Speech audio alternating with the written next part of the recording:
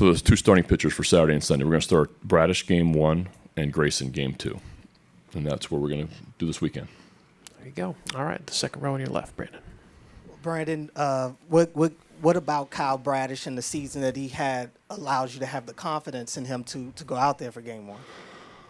Well, just how he's thrown the ball this season. I mean, and the improvements he's made over the course of the year and the improvements he's made from last year. And he just had so many good starts for us. And we love his stuff. I like his makeup.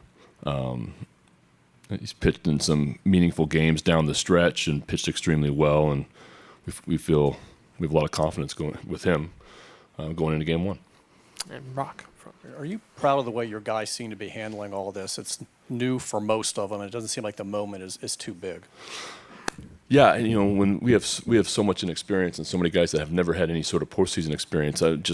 Just today, I got to the park. It's really loose, and that's a great sign. I think our workouts have gone really well the last few days. I don't feel any tension or guys feeling nervous about the game's coming up. But our clubhouse right now is pretty loud and seems very, very normal, like the regular season, and that's what I was hoping was going to happen. Stay right there, Rich. Brandon, you prepare painstakingly for each game. How much harder are you preparing for these games? How much more thought do you give to the rotation? Do you give to the starting lineup, like for game 1? You definitely put more thought into it, and we've had meetings about the roster we're going to set and what we see rotation-wise and some different options there. So I've been working with our pitching guys and front office on just different ideas of going into this series.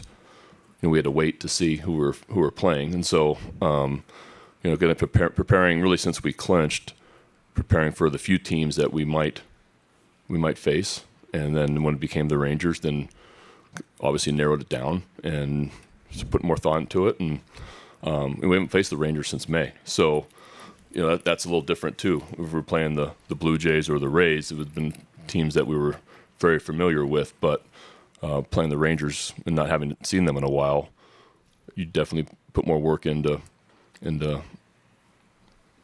watching and going over reports and those type of things with those players. Stay right there. You talked about the fan support at the workout the other day. Just how much buzz have you felt around the city this week and how excited everybody is for this? Yeah, I think it's I know our guys are really enjoying that. I'm enjoying that, especially for where we came from. And have our fans be proud of our team, have our fans enjoy watching us, and our fans have been just amazing this year with how positive they've been, and we're a fun team to watch. And I know that it makes you feel proud that the city is rallied around our group, and just going out for dinner or whatever it may be, people will walk up to you and say thank you. That means a lot. Just that workout the other day, I wasn't expecting. What was it, 4,000 or 5,000 people here in the middle of the day on a weekday to just watch us practice, and so to see that and to hear the energy and feel the energy from the fans was pretty special. Andy? Brandon, you mentioned it's been like 4 or 5 months since you've seen Texas. How much has your team changed since May? Well, I think we have the same core group of guys, but I think our pitching's a little different. I think our young pitchers have grown, and over the course of the year, Kyle Bradish has improved, Dean Kramer's improved. Grayson's obviously improved a lot. Our bullpen's a little bit different.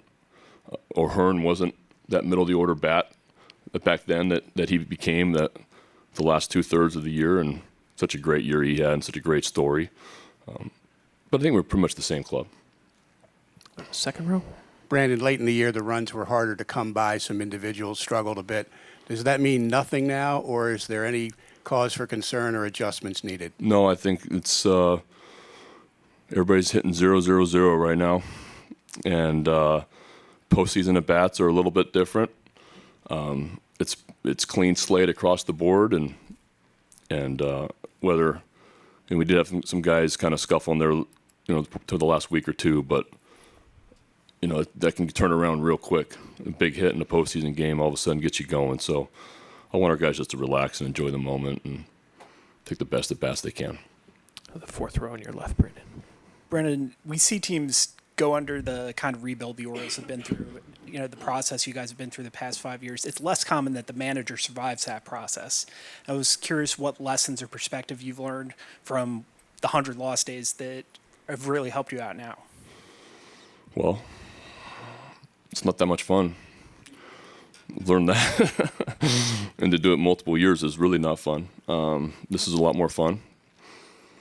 I just appreciate them sticking with me and appreciate them believing in me. And like I've said a lot, Mike had a lot more patience during those years in a great way than I did. And there's some tough nights, and Mike had the big picture in mind. And I've just appreciated our relationship and how he's put trust in me to like the way I ran the club, like the way I ran the game, to stick this through to when we got more talented, to have a shot to be in a situation like this. And so I mean, you learn a lot about yourself, honestly, when you go through years and nights like that where you're trying so hard to win a game during a tough series, just to win a game during a series. Sometimes that was that made you feel good getting on the airplane, but we've come a long way, and I'm proud of those guys in that room that were there for those years and sticking it out, and keeping a great attitude, and continuing to improve, and now they get to play in a postseason. It's a great feeling. The third row on your left, Britt. Brandon, you mentioned a lot of your club doesn't have postseason experience. What do you remember about the run you had as part of the Cubs, and what can you maybe take with this playoffs, whether it's hostile crowds or maybe how quickly the game changes? What do you remember about how different the postseason baseball can be? Yeah, I don't think it's, I know that there's a lot to go through. There's a lot to go to it that when you have experience and you kind of know what it feels like already. I think our guys, I don't think our guys are going to be bothered by it. And that's what I felt like about those 15, 16 Cubs, even though we did have a few veteran guys with some postseason experience. But we were a young team, too. And we went into Pittsburgh in a wild card game after winning 97 games, and Jake Arrieta threw a 9-inning shutout with zero fear. And I think that's kind of what our guys are kind of built like. For me, we've played postseason type of games this last few weeks. It's hard to hold on to a division lead. It's hard to lose a couple games, the first two games of a series against a team that's trailing you, and then win the next two. It's not easy to do.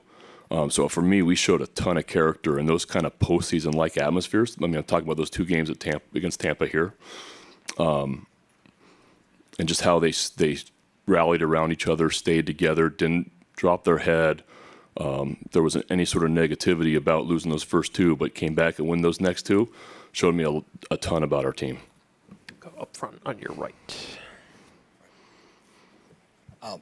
Brandon, now that you've had some time to kind of study the Rangers, what do you make of that team, and how do you feel you guys match up against them? Yeah, it's one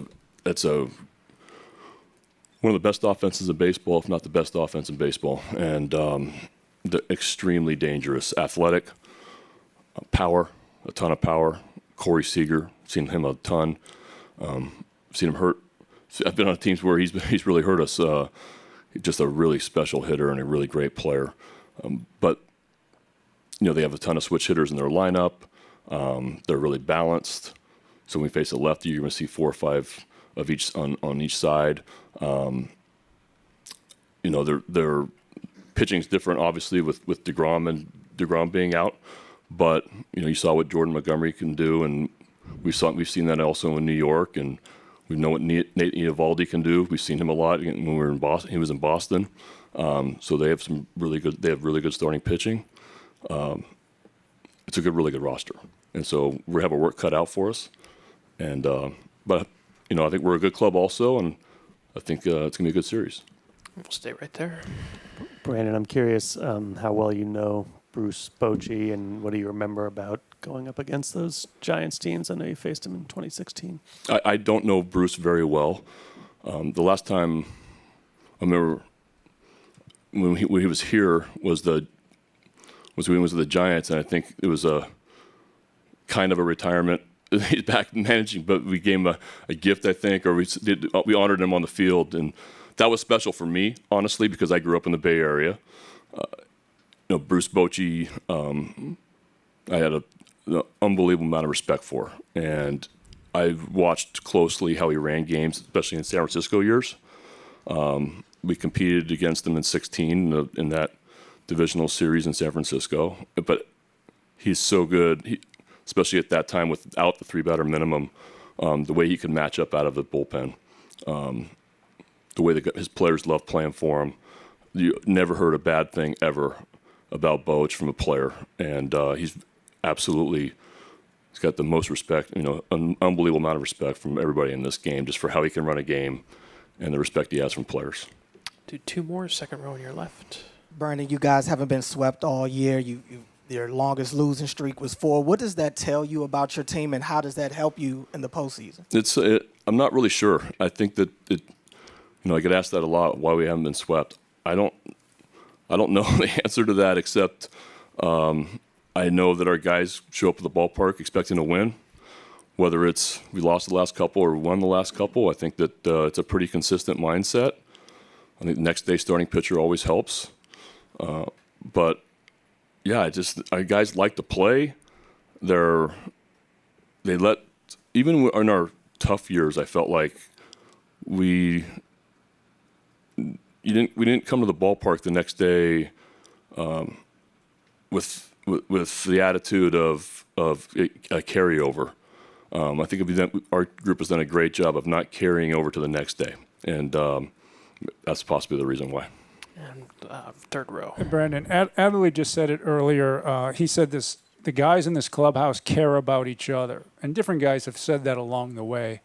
How does that happen from your point of view, and what is the value of that in this game? Yeah, well, for me, it's a huge deal, just because you're living together for 6 months and you're in such close quarters and you're fighting with each other, you're fighting together on a nightly basis.